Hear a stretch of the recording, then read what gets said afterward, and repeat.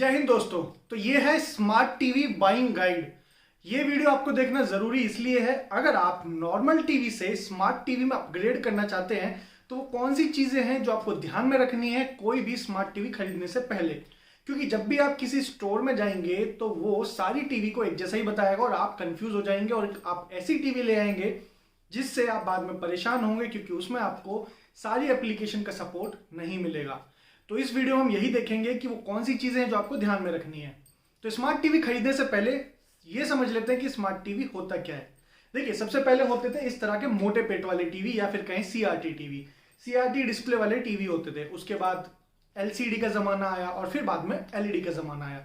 लेकिन एलसीडी और एलईडी सिर्फ डिस्प्ले अपग्रेडेशन था, वो जो सॉफ्टवेयर उनमें कुछ होता नहीं था, जो बाकी सिग्नल आते थे वो उसको आपको स्क्रीन पे डिस्प्ले कर।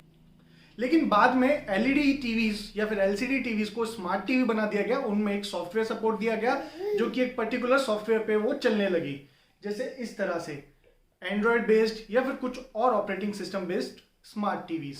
अब प्रॉब्लम ये है कि स्मार्ट टीवी एक्चुअल में तीन तरह के होते हैं। ये तीन तरह के समझने से पहले आपको ये समझना होगा कि आज से करीब 10 साल पहले जब नए नए स्मार्टफोन्स आए थे, उस समय दो तरह के फोन होते थे। एक तरह के ये नोकिया 1100 टाइप जो फीचर फोन होते थे, जिनमें बेसिक फंक्शन कॉल, एसएमएस या फिर कुछ इनबिल्ट एप्लीकेशन होती थी तो वो चल जाती थी। लेकिन दूसरे होते थे स्मार्टफोन उस जमाने में जो होते थे या तो आईफोन आईओएस बेस्ड या फिर एंड्रॉयड बेस्ड, या फिर तीसरा ऑपरेटिंग सिस्टम जो उनमें होता था वो होता था विंडोज हो सकता था, सिम्बियन हो सकता था, मीगो हो सकता था, या फिर टाइजन वाला जिसे हम पहले बाड़ा के नाम से जानते थे वो था। तो उस जमाने से लेके 10 सालों में हुआ क्या कि अब सिर्फ दो ऑपरेटिंग सिस्टम मोबाइल फोन्स के लिए रह गए, एक आईफोन का आईओएस और एक एंड्रॉयड का एंड्रॉयड। बाकी के कहां चले गए? बाकी के ऑपरेटिंग सिस्टम थे, उनकी प्रॉब्लम ये थी कि उनमें ऐप सपोर्ट बहुत कम था। जैसे कि आपको पता ही होगा, माइक्रोसॉफ्ट का जो लूमिया प्लेटफॉर्म था उसमें बेसिक गेम्स तक नहीं थे, जैसे कि सबवे सर्फर हो गया, या फिर उस टाइम में जो भी पॉपुलर टाइटल्स थे। इवन यूट्यूब का सपोर्ट, ऑफिशियल यूट्यूब का सपोर्ट उनमें नहीं था। मान लीजिए कोई 40,000 का फोन खरीद के लाया और उसमें वो यूट्यूब की ऑफिशियल एप्लीकेशन तक ना हो तो कैसा लगेगा? वही दिक्कत थी उन सारे प्लेटफॉर्म की, तो वो प्लेटफॉर्म कभी सक्सेसफुल हो ही नहीं पाए और बाद में सिर्फ ये दो ऑपरेटिंग सिस्टम रह गए, एक आईओएस और एक एंड्रॉयड। अब आते हैं थोड़ा आगे। अब स्मार्ट टीवीज में भी यही प्रॉब्लम है। स्मार्ट टीवी भी तीन तरह की हैं। पहला एंड्रॉयड बेस्ड, जो कि शाओमी, रियलमी, व्यू और बाकी वन प्लस जैसे ब्रांड्स एंड्रॉयड टीवीज बनाते हैं, तो एंड्रॉयड टीवी हो गए। दूसरा सैमसंग की अपना ऑपरेटिंग सिस्टम है, टाइजन बेस्ड ऑपरेटिंग सिस्टम है, उस पर आती है टीवी। और तीसरा एलजी की टीवीज, एलजी की स्मार्ट टीवीज, उसके खुद के ऑपरेटिंग सिस्टम वेब ओएस पर है। तो आप समझ रहे होंगे कि एक तरफ है एंड्रॉयड और दूसरी तरफ है सैमसंग और एलजी का खुद का ऑपरेटिंग सिस्टम। तो प्रॉब्लम है ऑपरेटिंग सिस्टम की, यानी कि आपको यह सोच के टीवी खरीदनी है कि आप किस ऑपरेटिंग सिस्टम में और कितनी एप्लीकेशंस के लिए आप जा रहे हैं। जैसे कि एक तरफ आपके पास एंड्रॉयड है जहां पे काफी एप्लीकेशन है और रेगुलरली डेवलप की जाती हैं, और आपको तमाम तरह की एप्लीकेशन जो आपके फोन में है उसमें से भी मैक्सिमम एप्लीकेशन आप अपनी टीवी पे चला सकते हैं। और दूसरी तरफ सैमसंग और एलजी का ऑपरेटिंग सिस्टम जहां पे आपको कुछ बेसिक एप्लीकेशन भी नहीं मिलती हैं। तो वही दिक्कत है। जैसे कि अगर आप एंड्रॉयड टीवी खरीदते हैं तो आपके फोन में, जैसे कि मैंने बताया, जितनी भी एप्लीकेशन है उसमें से मैक्सिमम एप्लीकेशन आप अपनी टीवी में भी इंस्टॉल कर सकते हैं और आप चला सकते हैं। सिंपल सा उदाहरण है जियो टीवी की एप्लीकेशन आप अपनी टीवी में भी इंस्टॉल कर सकते हैं और माउस, वायरलेस माउस के थ्रू आप उसको चला सकते हैं। तो एक सिंपल सा उदाहरण हो गया।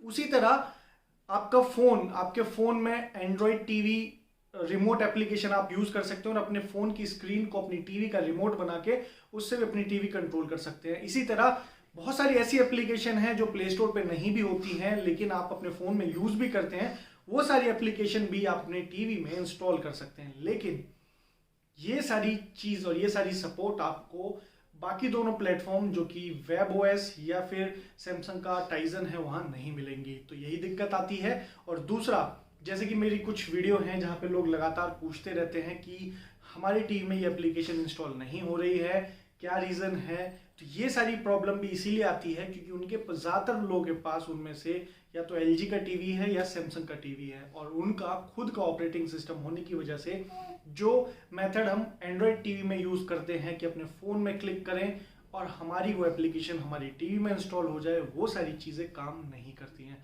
तो आई होप कि आप समझ गए होंगे कि कोई भी स्मार्ट टीवी खरीदने से पहले आप 3 चीज़ें ध्यान रखें। पहला, कि वो जो टीवी है वो उसका ऑपरेटिंग सिस्टम क्या है। या तो अगर आप ऑनलाइन खरीद रहे होंगे तो उसके डिस्क्रिप्शन में आप देख लें, ऑपरेटिंग सिस्टम यहाँ लिखा रहता है, इसको आप चेक कर लें कि ये ऑपरेटिंग सिस्टम क्या है। पहला इस तरह से आपको मिल जाएगा, यहाँ लिखा रहता है एंड्रॉयड है, टाइजन है, वेब ओएस है, क्या है वो सब लिखा रहेगा, यहाँ मिल जाएगा। दूसरा, ये इस तरह के जो एडवर्टीजमेंट आते हैं अखबार में, इनको बिल्कुल भी ध्यान ना दें क्योंकि यही सबसे ज़्यादा कंफ्यूजन पैदा करते हैं। इनमें कहीं कुछ नहीं लिखा होता कि ये एंड्रॉयड टीवी है या क्या है। और तीसरा, ये आपको डिसाइड करना है कि आपकी जो एप्लीकेशन की रिक्वायरमेंट क्या है, या अगर आपकी रिक्वायरमेंट सिर्फ इतनी है कि आपको यूट्यूब, नेटफ्लिक्स और अमेजोन प्राइम, हॉटस्टार, यही 4-5 एप्लीकेशन देखनी है, तो फिर आपके पास सैमसंग और LG का भी अच्छा ऑप्शन है। काफ़ी ये छोड़ के भी काफ़ी अच्छी एप्लीकेशन और भी मिल जाएंगी। लेकिन अगर आपको बहुत सारी एप्लीकेशन देखनी है, टीवी स्पेसिफिक क्या होती हैं, तो उसके लिए मेरे हिसाब से आपको एंड्रॉयड टीवी की तरफ जाना चाहिए, जो ये सारे मैन्युफैक्चरर्स हैं वो बनाते हैं, जैसे Xiaomi, OnePlus, Realme, View, ये सारे बनाते हैं। तो आई होप कि आपका जो टीवी खरीदने का जो आइडिया होगा या फिर जो आप टीवी अपग्रेड करने वाले होंगे, आई होप कि आपको समझ में आ गया होगा कि अगर आप टीवी का अपग्रेड करने वाले हैं तो आपको किन बातों पे ध्यान रखना है ताकि आप कोई गलत टीवी किसी गलत ऑपरेटिंग सिस्टम पर ना ले आए। अगर ये वीडियो आपको अच्छी लगी हो तो उसे लाइक करें और चैनल को सब्सक्राइब करना ना भूलें, और ये वीडियो आप बाकी लोगों से भी शेयर करें ताकि उनको भी पता चले कि एक्चुअल में उनकी टीवी खरीदने की जो रिक्वायरमेंट क्या है और उनको कौन सी टीवी खरीदनी है। तो तब तक के लिए जय हिंद, जय भारत।